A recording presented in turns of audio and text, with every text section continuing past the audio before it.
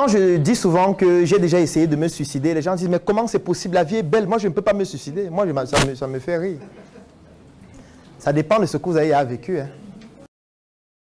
Quand vous me dites que non, je ne peux jamais tuer quelqu'un, non, tu peux tuer quelqu'un, ça dépend des contextes dans lesquels tu te retrouves. Chacun de nous est un criminel potentiel. Ça dépend du contexte dans lequel tu te trouves qui va te faire juste passer à l'action. Chacun de nous a à la fois des côtés positifs et des côtés négatifs dans tous les sens du terme. Chacun de nous peut devenir un brigand à n'importe quel instant. Un voleur à n'importe quel instant. C'est pour ça qu'il ne faut pas juger les gens. On n'a pas besoin d'entrer dans une église pour que quelqu'un t'explique ça. Si tu te connais, tu vas comprendre que tu ne peux pas juger quelqu'un. Parce que toute personne prend des décisions en fonction de certains déterminants qui influencent sur sa capacité à agir ou à se comporter d'une certaine manière. Je vais prendre un exemple simple. Moi, quand j'étais petit, on me disait toujours que quelqu'un ne peut pas construire une route. C'est interdit par la loi. Et moi, j'ai grandi avec ça. J'ai toujours cru qu'on ne peut pas construire la route. Que dans ton quartier, tu ne peux pas prendre ton argent, tu construis la route toi-même. Qui a la même pensée? Donc, vous voyez que moi, c'était quand j'étais petit, mais vous, jusqu'à maintenant, c'est la même chose. Ça ne fait même pas 8 ans que j'ai su qu'en fait, ça n'existe pas dans la loi. Alors moi, je croyais que dans la loi, c'est écrit qu'un citoyen normal ne peut pas prendre son argent pour construire la route. Je croyais ça. C'est quand je grandis que je me rends compte que non, en fait, ce n'est pas écrit dans la loi. C'est juste parce qu'il y a des contingences qui empêchent que tu fasses ça. Parce que ce qui se passe, c'est quoi? C'est que tu vas acheter ton terrain quelque part. Tu construis une grosse maison.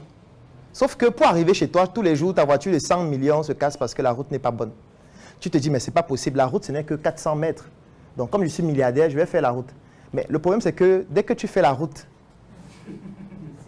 tu es dans un environnement dans lequel il y a des chefs de terre. Il y a un maire qui a été voté pour s'occuper de l'endroit dans lequel vous vivez.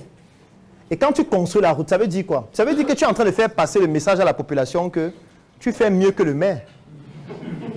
Que le maire ne fait pas son travail, en fait. Car en fait, c'est même toi qui dois être le maire. Puisque tu es en train d'apporter des solutions aux populations que le maire n'a pas réussi à faire.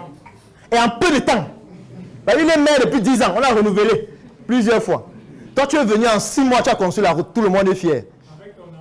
Après, tu te rends compte qu'il n'y a pas l'eau. Tu mets le forage dans tout le quartier. Chaque jour à midi, ton portail est ouvert, les gens viennent manger gratuitement.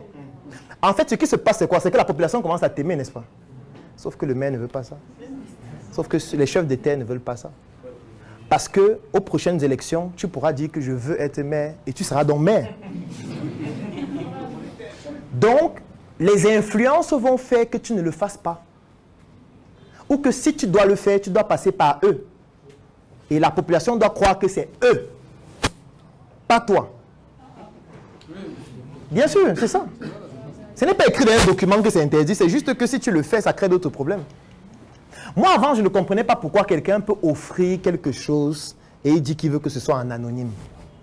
Je ne comprenais pas. Mais comment tu peux donner 20 millions? Tu dis qu'on mette ça en anonyme. Tu devrais dire que Nami, vous êtes fou, il a donné 20 millions. Quand tu vois quelqu'un qui a un poste de responsabilité, tu dis, mais comment il n'arrive pas à faire ça? Pourtant, c'est évident, on est là, les routes sont cassées. Pourquoi on ne répare pas les routes? Pourquoi on coupe la lumière? Tu vois? C'est quand on va te prendre maintenant, on dit que bon, tu dis qu'on coupe la lumière tout le temps, n'est-ce pas? Tu estimes que c'est qui le problème?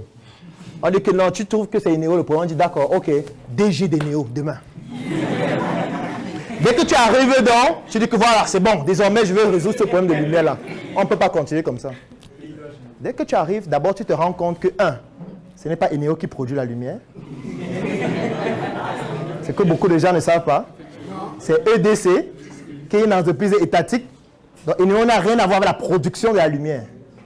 Et ce n'est pas tout. Ce n'est pas Enéo qui transporte la lumière. C'est une autre entreprise qui s'appelle Sonatrel. En fait, Enéo est comme le supermarché de la lumière. Il distribue juste. Ça veut dire qu'il y a quelqu'un qui produit, il y a quelqu'un qui transporte et qui lui donne, lui, il distribue. Bon, si dans ton supermarché, il n'y a pas de producteur de yaourt, tu vas vendre le yaourt comment? C'est pour ça que tu ouvres un supermarché. Parmi tes producteurs, personne ne fait le yaourt. Mais les gens viennent à la boutique tous les jours. On veut le yaourt, on veut le yaourt. Ou alors, ils te livrent juste 2 boîtes de yaourt par mois. Ce qui fait que tu mets en rayon 2 boîtes.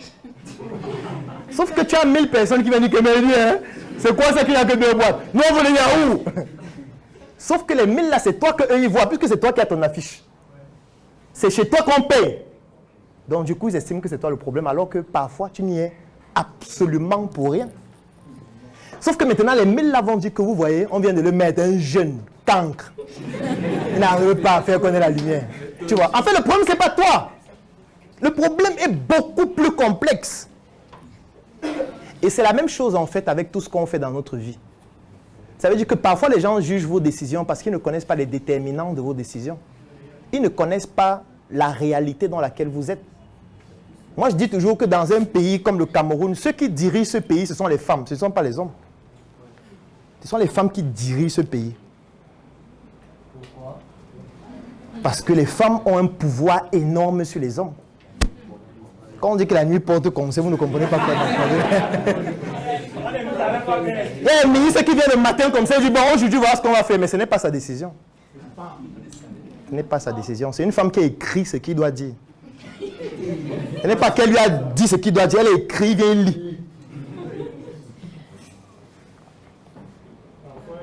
C'est compliqué. C'est pour ça qu'il faut se concentrer sur vous-même, sur ce que vous pouvez contrôler. Ne pensez pas qu'à la place des autres, vous feriez forcément mieux. Pas forcément. La mission est simple. Voici une arme capable de changer le mindset du continent africain. Détruire l'obésité de l'inconsistance intellectuelle dans laquelle se cache le coffret VIP.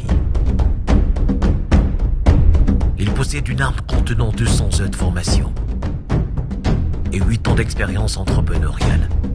Recevez le pouvoir de devenir une meilleure version de vous-même. Armez-vous de cette clé pour une réussite entrepreneuriale.